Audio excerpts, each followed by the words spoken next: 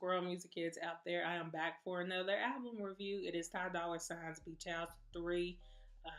He's continuing his, because he had previous Beach House released. There are 20 tracks, features from Lil Wayne and Tory Lanez, Future, and Swally. I can't say his name. He's from Ray Shermer. Jeremiah is on here, Pharrell Williams, Wiz Khalifa, Damian Marley. Um, Trying to see who else is on here.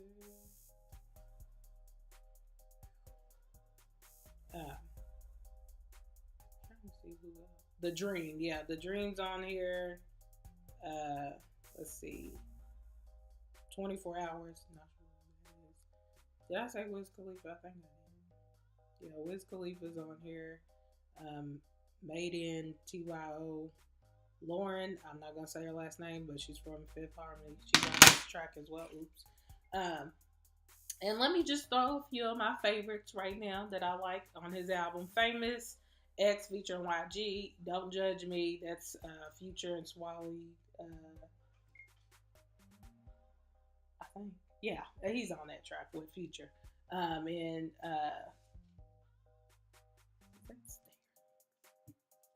yeah, Famous, X featuring YG, and then Don't Judge Me and Stare featuring Pharrell Williams and Wiz Khalifa.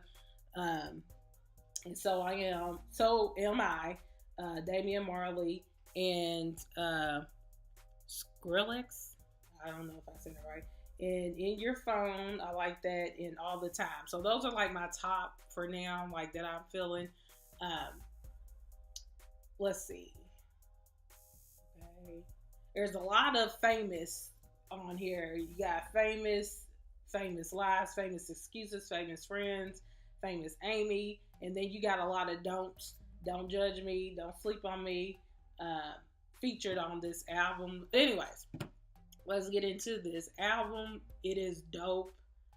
Great production on here. He's very like talented. He's like done plenty of features even before people even got to know Ty Dolla $ign for who he is now. He was still writing and producing for other artists, and he just came into he didn't just come into the music industry, but I'm just saying, like, when people finally started recognizing him for his talent, it just took off from then. So, like, now everybody wants to work with him now. So, but yeah, I love this album. Of course, he's bringing, relationships, talk about relationships. And then in the beginning, he kind of plays on the main side chick, because, it's kind of a thing now in this generation of music. People like to make main side chick conversations on their albums, and just talk about like the industry life and the fame. And I think that's why he kind of played on the word famous, because you can take it different ways. And like when he did the Famous Excuses and Famous Lies, like you can tell what he was talking about. He kind of played on the different titles. Even if it's the same word used, there's different words attached to famous. So I think he just kind of expanded like famous, and then webbed out, different words that came to his mind, and attached it to, his life experience and just relationships, music industry, things of that nature.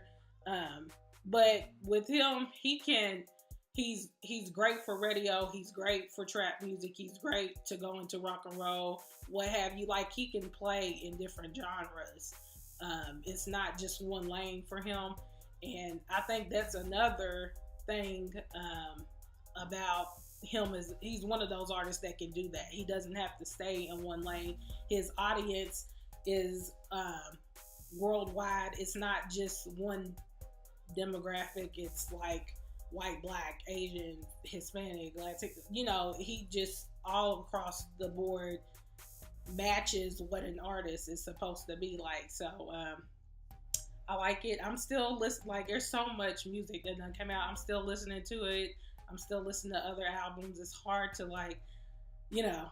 I'm just trying to listen to it, let it soak in, and get the hang of the. Because I know my top favorites are going to change. They always do. I don't never stick to the same songs.